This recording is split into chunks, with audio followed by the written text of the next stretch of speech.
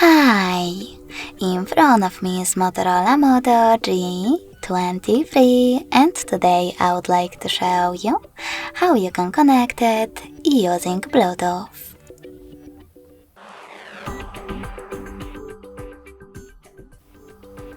You need to begin by opening Settings.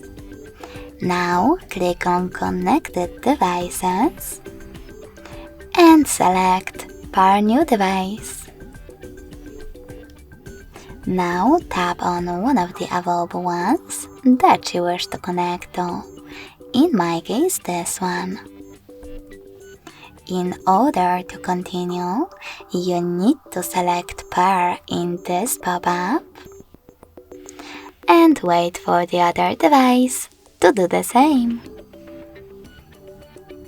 As you can see, mine were successfully connected.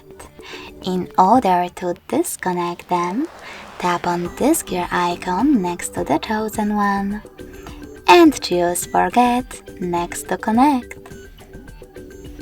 Then confirm your choice in this pop-up. In order to connect to the same one, click on Pair New Device and do exactly the same. Thanks so much for watching. If you enjoyed this video, smash that like button, comment and subscribe. Bye!